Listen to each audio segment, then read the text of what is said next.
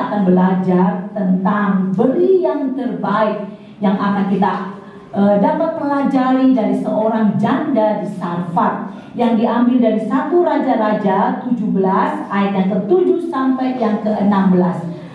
Boleh perempuan dan laki-laki atau bapak-bapak dan ibu-ibu boleh membaca secara bersautan, dimulai dari kepala keluarga atau bapak-bapak. 1 Raja-Raja 17 ayat yang ke-7 sampai yang ke-16. Dimulai dari bapak-bapak ayat yang ke-7. Tetapi sesudah beberapa waktu sungai itu menjadi kering, sebab hujan tidak turun di negeri itu. maka datanglah firman Tuhan kepada Elia. Bersiaplah pergi ke Sarfat yang termasuk wilayah Sidon dan diamlah di sana. Ketahuilah, aku telah memerintahkan seorang janda untuk beri engkau makan. Sesudah itu ia bersiap lalu pergi ke Sarfat. Setelah ia sampai ke pintu gerbang kota itu, tampaklah di sana seorang janda sedang mengumpulkan kayu api. Ia berseru kepada perempuan itu, katanya, "Cobalah ambil bagiku sedikit air dalam kendi supaya aku minum." Ketika perempuan itu pergi mengambilnya, ia berseru lagi, "Cobalah ambil juga bagiku sepotong roti." Perempuan itu menjawab, "Demi Tuhan Allahmu yang hidup, sesungguhnya tidak ada roti kecuali sedimbang tepung dalam tempayan dan sedikit minyak dalam buli-buli. Dan sekarang aku sedang mengumpulkan 2-3 potong kayu api. Kemudian aku mau pulang dan mengolahnya bagiku dan bagi anakku. Dan setelah kami makannya, maka kami akan mati." Tetapi Elia berkata kepadanya, "Jangan takut, pulanglah, buatlah seperti yang kau katakan. Tetapi buatlah lebih dahulu bagiku sepotong roti bulat kecil daripadanya, dan bawalah kepadaku, kemudian barulah kau buat bagiku dan bagi anak." Sebab beginilah firman Tuhan Allah Israel, "Tepung dalam tempayan itu tidak akan habis, dan minyak dalam buli-buli itu pun tidak akan berkurang sampai pada waktu Tuhan memberi hujan atas muka bumi." Lalu pergilah perempuan itu dan berbuat seperti yang Elia ajarin. Maka perempuan itu dan dia serta anak perempuan itu dapat makan beberapa waktu lamanya. Kita baca bersama-sama ayat yang terakhir, yang ke-16. "Tepung dalam tempayan itu tidak habis, dan minyak dalam buli-buli itu tidak berkurang, seperti firman Tuhan yang diucapkannya dengan perantara Elia." Puji Tuhan, hari ini kita akan belajar tentang beri yang terbaik. Memberi adalah sifat alami Allah. Yohanes 3 ayat yang ke-16. Kita hafal Yohanes 3 ayat 16? Karena begitu besar kasih Allah akan dunia ini, sehingga ia telah mengaruniakan, artinya memberi anaknya yang tunggal. Jadi memberi adalah sifat alami Allah. Apa yang diberikannya atau apa yang diberikan Allah, yaitu putra tunggalnya. Mengapa Allah memberikan putranya yang tunggal? Karena Dia ingin menyelamatkan dunia yang terhilang atau manusia yang berdosa. Dengan memiliki roh yang suka memberi, kita akan memetik keuntungannya. Dalam Alkitab berbahasa Inggris kita menemukan kata melayani dan pelayanan lebih dari 1400 kali. Dan kita juga menemukan kata memberi sebanyak 816 kali. Kata uang digunakan sebanyak 2085 kali dalam Alkitab. Karena itu hidup memberi harus menjadi gaya hidup dan bukan hanya kita dengar saja. Hidup memberi harus menjadi gaya hidup. Kenapa? Karena memberi adalah sifat alami Allah kita.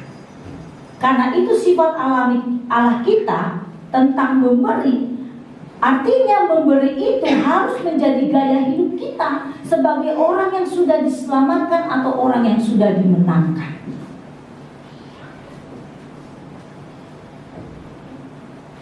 Kita akan belajar dari 1 Raja-Raja 17 ayat yang ke-7 sampai yang ke-16. Isabel adalah orang Sidon. Kita akan belajar ke belakang ya, latar belakangnya. Isabel diambil menjadi istri Ahab, raja Israel, yang tinggal di ibu kota Samaria. Tuhan berkata, tidak ada raja yang lebih menyakiti aku, kata Tuhan, selain Raja Ahab, karena Raja Ahab menikahi Isabel. Iyalah, ngerti udah tadi tulisannya. Kenapa Tuhan gak suka sama Raja Ahab? Karena dia menikahi Isabel. Karena Isabel atau istrinya ini pernah membunuh ratusan nabinya Tuhan. Dia membunuh ratusan nabinya Tuhan. Oleh sebab itu Tuhan tidak menurunkan hujan, itu hukumannya bagi Israel, yang akhirnya membuat mereka mengalami kekeringan yang berdampak kepada kelaparan. Itu ya asal usulnya. Kenapa sih ada terjadi kekeringan? Ya karena Ahab menikahi seorang perempuan yang membunuh ratusan nabi. Artinya dia dihukum Tuhan. Bangsa yang dipimpinnya juga terhukum oleh Tuhan. Akhirnya Tuhan mengatakan pada Nabi Elia untuk menyelamatkan orang yang percaya nabinya Tuhan itu. Di ayat yang ke-7 sampai yang ke-10 kita baca lagi bersama-sama. Ayat yang ke-7 sampai ke-10, apa yang Tuhan katakan untuk menyelamatkan Nabi Elia? Ayat yang ke-7, tetapi kita baca bersama-sama. Tetapi sesudah beberapa waktu sungai itu menjadi kering, sebab hujan tidak turun di negeri itu. Maka datanglah firman Tuhan kepada Elia, bersiaplah, pergi ke Sarfat yang termasuk wilayah Sidon, dan diamlah di sana. Ketahuilah, aku telah memerintahkan seorang janda untuk memberi engkau makan. Sesudah itu ia bersiap lalu pergi ke Sarfat. Setelah ia sampai di pintu gerbang kota itu, tampak bersama seorang janda sedang mengumpulkan kayu api. Ia berseru kepada perempuan itu, katanya, cobalah ambil itu sedikit air dalam kendi supaya aku minum. Puji Tuhan. Ini perintah Tuhan kepada nabinya, yaitu Elia. Dia disuruh pergi ke Sarfat. Sarfat itu adalah satu tempat yang dimana orang-orang di Sarfat itu tidak menyembah Tuhan Elia, termasuk perempuan yang dia kunjungi itu, janda di Sarfat itu. Dia orang yang tidak mengenal Tuhan. Melalui kebenaran firman Tuhan yang kita baca pada saat hari ini, firman Tuhan memberikan satu tujuan yang hendak disampaikan untuk kita pelajari, atau kita dapat pelajaran daripada kehidupan seorang janda di Sarfat adalah yang pertama, bahwa semua orang bisa dipakai Tuhan untuk memberi. Siapapun kita, kaya atau miskin, tua atau muda, kalau Tuhan mau pakai kita, lakukan apa yang Tuhan ingin kita lakukan. Jangan pernah kita berkata, Tuhan, aku ini sudah tua, jadi aku gak mungkin Tuhan pakai. Atau jangan katakan, Tuhan, aku ini sudah janda, apa yang aku harus beri kepada Tuhan? Dan jangan juga katakan, Tuhan, aku ini gak punya uang banyak, kalau aku punya uang banyak, aku baru bisa memberi kepada Tuhan. Jangan katakan itu. Dan jangan juga katakan, ya Tuhan, saya kan udah tua, miskin lagi. Ya udah, syukur-syukur saya bisa ke gereja. Ke gereja ini udah cukup Tuhan buat saya, karena saya seorang yang sangat tua, renta, dan miskin. Jangan katakan itu kepada Tuhan. Karena ingat, Tuhan memakai apa saja atau siapa saja untuk dapat memberi. Coba kita lihat di dalam Alkitab ini. Yang dipilih Tuhan seorang janda yang tidak punya apa-apa. Seorang janda yang tidak terhormat. Karena kenapa tidak terhormat? Janda itu orang miskin. Dan dia tidak punya anak laki-laki. Anaknya perempuan. Jadi sebenarnya kalau menurut silsilah, dia itu orang yang tidak terpandang, gak ada apa-apanya.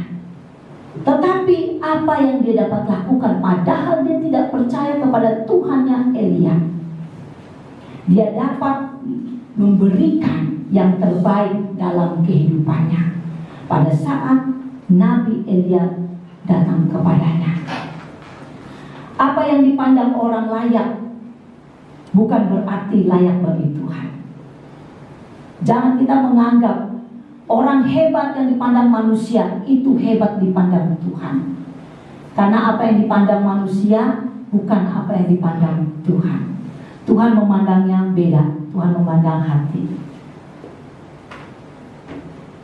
Jadi kita jangan sampai menolak pada saat Tuhan memanggil kita untuk memberi. Kita bertanggung jawab pada Allah atas segalanya dalam kehidupan kita, termasuk setiap berkat dan harta yang kita miliki. Sedikit atau banyak kita bertanggung jawab.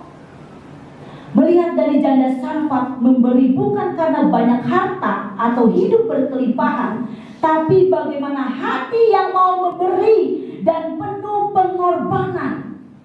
Bayangin, janda Sarfat ini bukan orang kaya dan bukan juga orang percaya. Kalau sekarang tuh orang Kristen, tidak.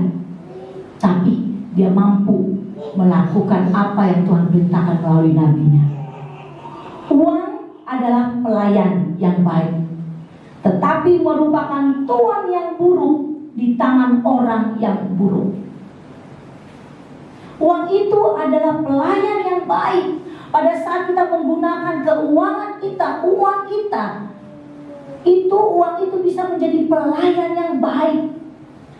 Asal uang itu di tangan orang yang baik, bukan orang yang buruk. Karena bila uang itu di tangan orang yang buruk, dia akan menjadi tuan yang buruk. Karena dia akan menguasai orang yang memegang uang itu. Sampai orang itu tidak bisa memberikan yang terbaik kepada Tuhan, baik waktunya untuk beribadah, baik waktunya untuk memuji menyembah Tuhan, baik waktunya untuk mendukung pelayanan, baik waktunya untuk memberikan yang terbaik untuk kebutuhan gereja. Karena apa? Karena dia dikontrol oleh uang. Ada orang yang pernah bilang gini sama saya, kan cari uang susah bu,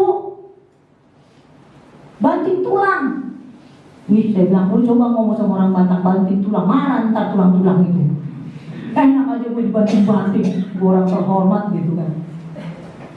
Susah cari uang, jadi gak bisa sembarangan untuk muari-muari segala macam. Artinya apa?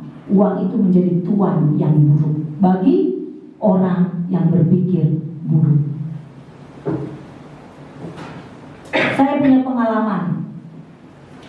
Waktu itu di satu tempat ibadah, di dompet saya itu ada uang yang hanya 2 lembar. Saya juga nggak tahu, tumben hari itu saya nggak perhatikan dompet saya.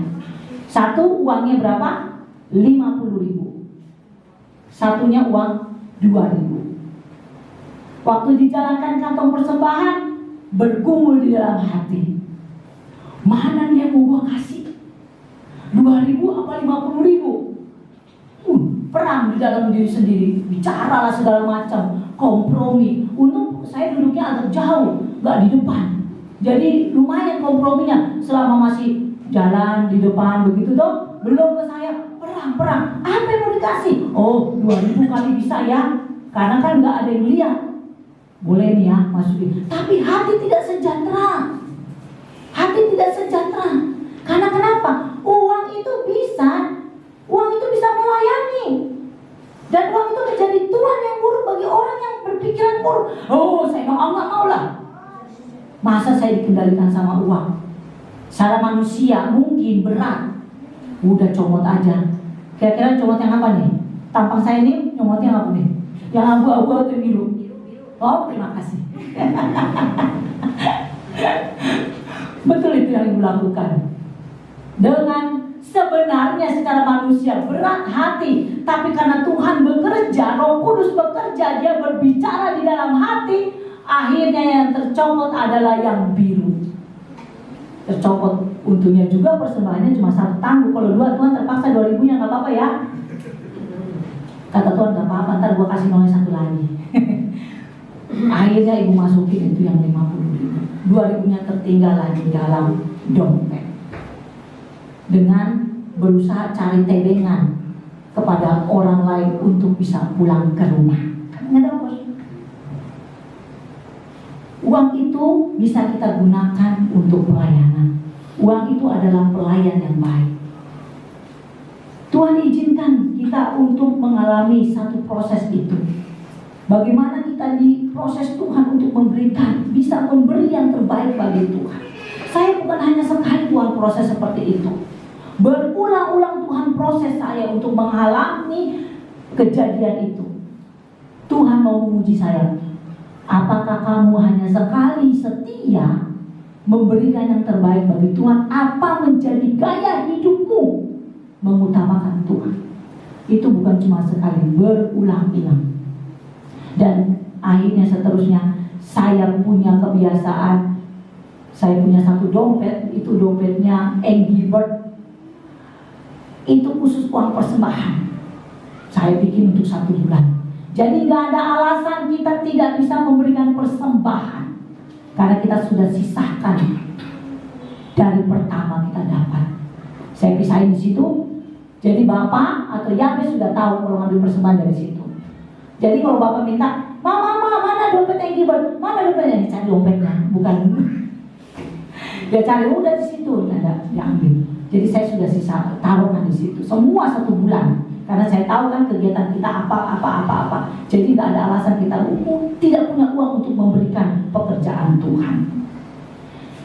Dan kami bersyukur juga, sekarang guru sekolah minggu atau anak-anak sekolah minggu kami sedang latih. Apalagi ketua yang baru, aktif banget dia. Dia tulis apa? Halo adik-adik, dengan manisnya, ujung-ujungnya U-nya. Persembahan, jangan lupa bawa persembahan dilipat yang rapi ya. Manis, tapi ya lumayan menohok. Kami bersyukur sekarang kami sedang mengajar anak-anak untuk memberikan yang terbaik. Yang terbaik yang mereka berikan. Karena menurut bendahara, ini bendahara ini suka banget ngerjain saya nih. Suruh masukin ke bank dulu uang yang jelek-jelek nih. Kata bendahara itu dari persembahan. Ada yang obek kena rokok lah, ada yang obek-obek, ada yang untung setengah. Setengah mungkin bagi 2 kali ya. Robek 1 persembahan di sini, 1 persembahan di tempat lain. Setengah dibagi 2. Bendahara bilang, Bu, nanti tuker ya di bank. Untung orang banknya sama saya mungkin kayak Pak Teo gitu ya, senyum. Jadi katanya apa, Pak Teo penuh dengan kemuliaannya. Pak Teo kan katanya penuh dengan kemuliaan, meskipun dia sangat percaya, jangan-jangan takut katanya. Kalau saya mungkin penuh kemuliaan beneran ya, ke preman. Jadi saya tukar itu ke bank, saya masukin, lolos selalu. Nah ini yang harus kita ajar dalam diri kita. Waktu kita memberi kepada Tuhan, kita harus persiapkan yang terbaik. Bukan soal jumlahnya, bukan soal nominalnya atau angkanya, tapi bagaimana kerelaan kita bisa memberi yang terbaik. Dari bentuknya pun. Di pasar aja, kalau saya belanja, kalau ada, saya pernah belanja nih. Di sini tukang ikan asin. Saya kasih tahu nih, kan ikan asin enak ya, meskipun jelek kedengeran tapi enak itu. Saya beli ikan asin di sini, saya beli di sini udang buat Yabes. Saya beli ikan asin, dikasih kembaliannya jelek. Langsung saya beli udang, Bu, beli udang buat Yabes. Dia nggak mau terima, nggak mau nih, uangnya jelek. nggak laku. Oh gitu ya Bu. Bu, uangnya nggak diterima sama ibu ini, uangnya katanya jelek.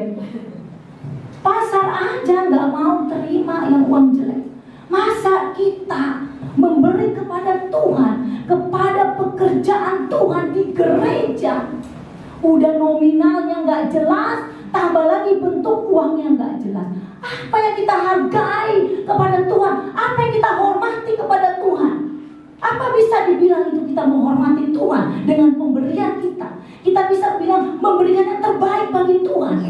Apa bisa? Kita adalah orang yang tidak bersyukur. Kita adalah orang yang tidak tahu malu. Karena apa? Tuhan memberikan yang terbaik buat kita. Anaknya yang tunggal yang pertama. Kedua, napas kehidupan, kesehatan, penyertaan Tuhan, pekerjaan. Semua Tuhan berikan. Tidak bayar. Tapi apa yang kita berikan kepada Tuhan sebagai ucapan syukur. Bukan membeli, bukan membayar, tapi ucapan syukur. Nol besar. Jadi berikan yang terbaik buat Tuhan. Kalau kita, Bapak Ibu, bisa memberikan nominal yang terbaik kepada Tuhan, berdoalah kepada Tuhan.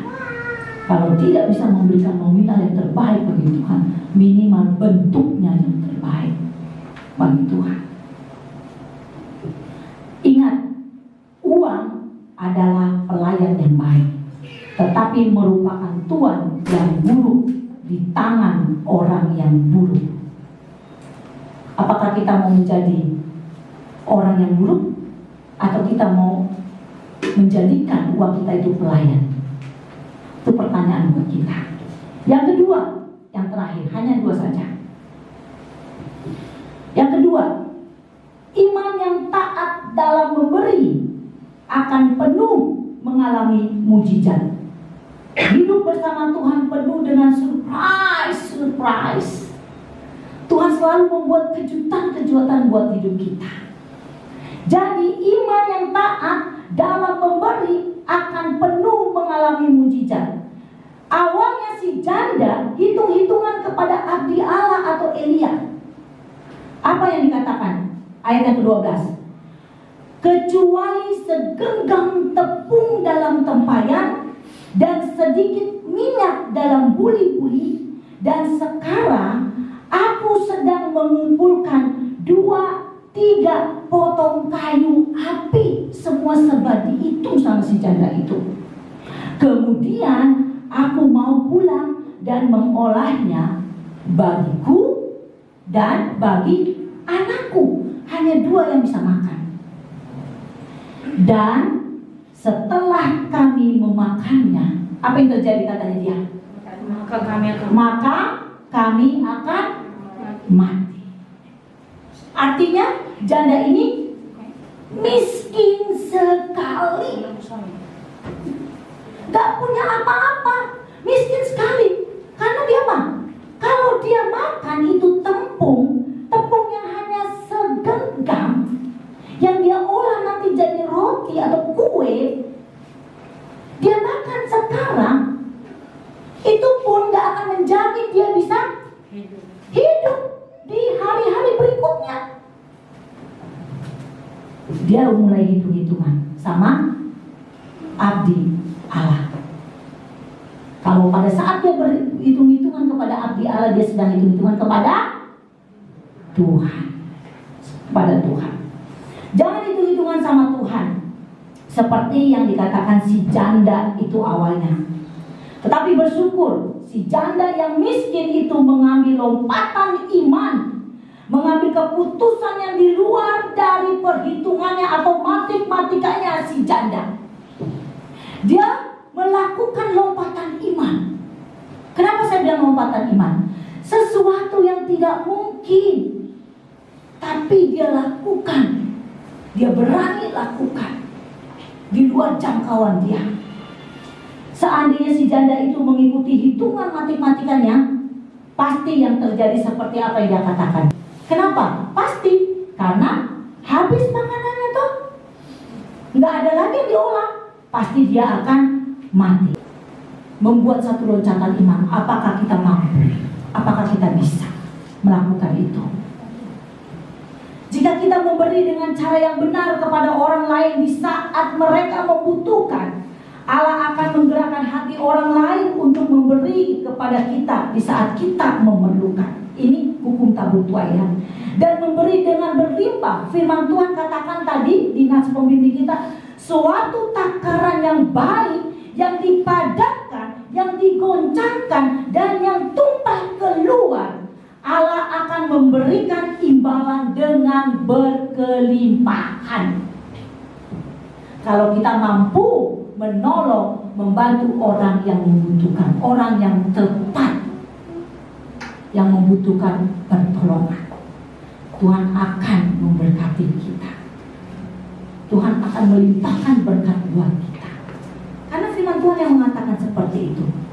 Pada saat kita diberkati Tuhan, berkat itu Tuhan inginkan untuk juga memberkati orang lain. Jangan sampai kita menjadi laut mati. Kita diberkati tapi kita tidak menjadi berkat. Setiap kita anak-anak Tuhan, pasti kita tidak seperti janda di Sarfat ini. Kalaupun kita pernah memiliki kekurangan atau kekurangan, kita tidak seperti janda di Sarfat ini yang mengatakan bahwa pada saat ini makanan habis, kami akan mati. Kita bersyukur. Tetapi bagaimana syukur kita kepada Tuhan? Apa yang harus kita lakukan kepada Tuhan? Apakah kita juga mampu melakukan apa yang dilakukan oleh janda di Sarfat ini? Titik awalnya di dalam kemampuan kita untuk memberi, yaitu dengan ketaatan, adalah memberi perpuluhan. Ini titik awal. Titik awal kita bisa memberi kepada pelayanan Tuhan melalui membantu orang yang berkekurangan atau pelayanan di gereja. Titik awalnya dimulai dari memberi perpuluhan. Kenapa? Karena ini adalah perintah Tuhan. Jika kita melakukan perintah Tuhan atau perintah Allah, kita sedang menghormati Allah yang memberikan perintah itu. Dan Allah akan memberkati kita karena kita mengikuti perintah Allah itu. Jika kita mulai memberi perpuluhan setelah mengenal Allah, setelah berpuluh-puluh tahun atau mungkin 12 tahun atau 13 tahun kita orang Kristen, baru kita mampu melakukan perpuluhan. Kita mengikuti perintah Allah, artinya kita tertinggal di dalam pertumbuhan iman. Pantesan orangnya enggak berubah-berubah. Seperti nyanyian. Apa tuh? Aku masih seperti yang dulu. Gak ada perubahan. Udah 17 tahun jadi orang Kristen. Mungkin dari semenjak kandungan. Tapi kita gak pernah bisa sadar untuk melakukan perintah Allah yang mudah ini. Kenapa saya bilang mudah? Karena kan Tuhan sudah memberkati melalui usaha dan pekerjaan kita. Tuhan sudah memberkati. Artinya ini titik awal kita bisa memberi, dimulai dari perpuluhan. Di dalam Maliaki 3 ayat 8-10 dikatakan, akankah seorang menipu Allah? Bagaimana caranya orang menipu Allah? Bisa nggak? Bisa. Dalam hal apa? Perpuluhan. Itu orang menipu Allah. Orang yang tidak mau membayar perpuluhan berarti membantah Allah dan membatalkan imannya, karena ketidakpatuhan menghancurkan iman. Karena kita tidak patuh kepada Allah, itu menghancurkan iman kita kepada Allah. Perintah Allah dalam memberi diawali, titik awalnya adalah perpuluhan. Jika kita mengambil atau tidak mengembalikan perpuluhan, kita belum mengerti atau mengetahui apa arti pelayanan itu. Jadi kalau kita melayani di depan, melayani dengan sungguh-sungguh, dengan luar biasa, tapi kita tidak bisa memberikan perpuluhan, sebenarnya kita tidak mengerti atau tidak memahami arti pelayanan itu. Yesus memerintahkan kita untuk menyimpan harta di surga. Kita baca Matius 6 ayat 19 sampai yang ke-20. Kita baca bersama-sama. Sudah dapat? Amin. 2, 3. Janganlah kamu mengumpulkan harta di bumi. Di bumi ngengat dan karat merusakkannya, dan pencuri membongkar serta mencurinya. Tetapi kumpulkanlah bagimu harta di surga. Di surga ngengat dan karat tidak merusakkannya, dan pencuri tidak membongkar serta mencurinya. Kita tidak bisa membawa barang-barang milik kita ke surga. Adakah kira-kira orang yang meninggal naik motor pergi ke surga, sono misalnya, atau naik mobil mewahnya pergi, bum bum bum? Kayaknya nggak mungkin dah ya.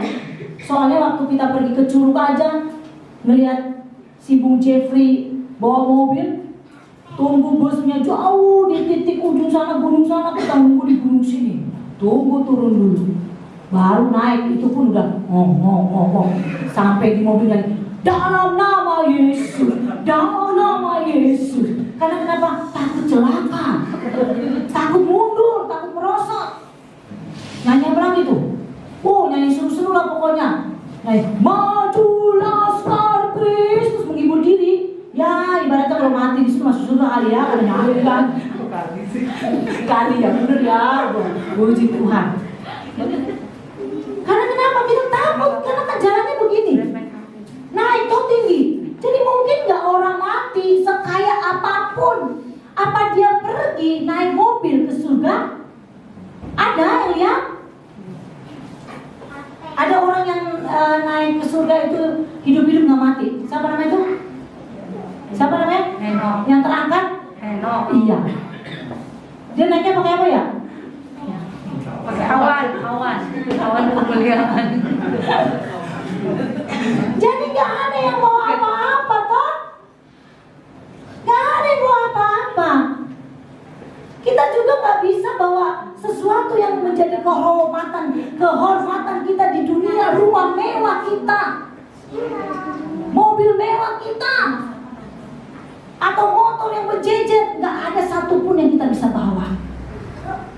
Jadi harta di dunia itu tidak bisa kita bawa ke surga. Firman Tuhan tadi katakan apa? Ngengat dan karat memakannya. Tapi apa katanya? Kumpulkanlah harta di surga. Bagaimana caranya mengumpul harta di surga? Memberikan yang terbaik. Buat siapa? Buat pelayan. Pelayan di gereja, pelayanan Tuhan di gereja. Itu cara kita mengumpulkan harta di surga. Melalui membantu anak-anak yatim piatu atau janda-janda yang miskin dan membutuhkan. Membantu penginjilan-penginjilan. Kita sedang mengumpulkan harta di surga. Sebagai penutup, Allah dapat mencukupi kebutuhan Anda. Saya pernah mengalami ini. Jangan bilang-bilang Bapak Gembala ya. Rahasia nih, rahasia. Dulu kami pernah satu pelayanan di tempat lain lah, nggak usah disebut. Ada bapak-bapak datang ke Pak Gembala. Pak, pinjam uang dong, 500.000. Waktu itu saya masih kerja di farmasi. Bapak ngomong, tanya-tanya, ngobrol dah. Akhirnya apa? Bapak kasih duit 300.000. Terus Bapak bilang gini, gak usah pinjam, ini saya kasih, gak usah balikinnya. Ya. Berapa bulan kemudian, saya nggak tahu tepatnya berapa, pokoknya agak lama. Datang lagi dia, pinjam lagi, Pak, pinjam duit dong 500.000. Emang harus 500.000 kali? Minta duit, pinjam deh. Bapak bilang, aduh, gak usah lah minjem. Dia ini orang servis ya, punya servis gitu. Terus kata Bapak, ya udah, saya kasih aja 200.000. Gak usah dipulangi, gak usah pinjam, 200.000 aja. Yang terima kasih. Terus akhirnya Bapak cerita sama saya, tahu dong, saya kan ibu-ibu dah. Saya bicara dapur ini. Mulai dah tuh ada apa perdebatan dengan Bapak. Terus Bapak bilang, iya kasihan gini-gini, daripada dia pinjam gak dipulangin, mendingan kita kasih. Ya kan totalnya sama aja. Dia bilang gitu. Gak apa-apa kata Bapak, gini segala macam bla bla bla. Ya udah saya bilang. Akhirnya apa? Besok Saya nggak kasih bunga-bunga dompet di dompetnya Bapak. Coba jadi di dompet Bapak nggak ada bunga-bunga. Bunga-bunga itu maksudnya uang, warna biru, merah, nggak ada. Jadi kalau Bapak bilang, "Mak, kok nggak ada? Mau kemana? Mau ke sini?" Kasih. Masukin baru jadi bunga-bunga dompet supaya indah dompetnya. Tapi maksud saya di sini adalah pada saat kita memberikan yang terbaik, mungkin membantu orang ya, memang ada perbedaan. Tetapi pada saat kita melakukan itu, Tuhan mencukupi kebutuhan. Gak juga Tuhan bikin miskin, gak juga Tuhan bikin kita kekurangan, gak juga Tuhan bikin kita sampai berminta-minta. Karena kenapa? Karena niatnya kita memberikan bantuan kepada orang yang sungguh-sungguh dapat dibantu. Percayalah kepada Tuhan. Milikilah sikap seperti seorang pelayan dengan sungguh-sungguh. Lalu mulailah menebar benih.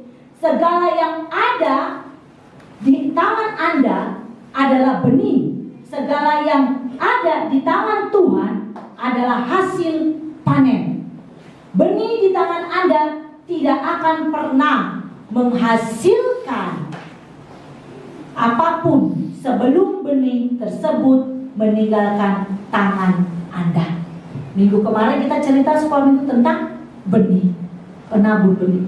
Benih itu gak akan jadi sesuatu kalau gak kita tabur atau kita lepas. Kalau kita lepas, benih itu akan jadi hasil. Karena pada saat kita lepas, itu adalah milik Tuhan, dan Tuhan yang akan memberkati benih yang kita tabur itu. Ada satu ungkapan dari seorang anak Tuhan. Dia mengatakan, jika seorang Kristen tidak memberi perpuluhan, saya pikir saya tidak menginginkannya sebagai tetangga. Jika ia merampok Allah dengan tidak memberi perpuluhan, dia juga mungkin akan merampok Anda. Artinya, pada saat kita tidak memberikan perpuluhan, mengembalikan perpuluhan, hidup kita akan kekurangan. Selama kita kekurangan, kita akan merampok orang-orang yang ada di dekat kita. Ada orang-orang yang ada di sekitar kita. Karena kenapa? Dia kekurangan. Jadi anak Tuhan ini bilang, saya tidak mau bertetangga dengan orang yang tidak memberikan perpuluhan. Karena dia takut dirampok, Tuhan aja dirampok. Roti terakhir dari seorang janda diberi dengan pengorbanan yang besar dan mampu menyelesaikan masalahnya. Kekayaan yang tidak dipasrahkan kepada Tuhan dapat menghancurkan seseorang. Paulus memberi peringatan tentang keinginan orang menjadi kaya. Cukupkanlah apa yang ada padamu. Jadi jangan pernah kita memikirkan atau mengusahakan dengan cara yang salah untuk menjadi orang yang kaya, sampai-sampai kita merampok Tuhan. Anda tidak dapat memberi tanpa kasih, tetapi Anda tidak dapat mengasihi tanpa memberi. Jadi bohong kalau saya mengasihi Tuhan, tetapi saya tidak bisa memberi kepada Tuhan. Karena kasih itu dibuktikan dengan memberi. Kasih adalah pintu dan iman adalah kunci. Jika Anda tidak mulai melangkah, maka Allah tidak akan mencukupinya. Sekarang dilakukan, beri yang terbaik bagi Tuhan. Bukan kebetulan kita dengar. Jangan hanya menjadi pendengar, tapi lakukan, beri yang terbaik bagi Tuhan. Dari apa yang ada pada kita, yang Tuhan percayakan dalam diri kita. Kita berdoa.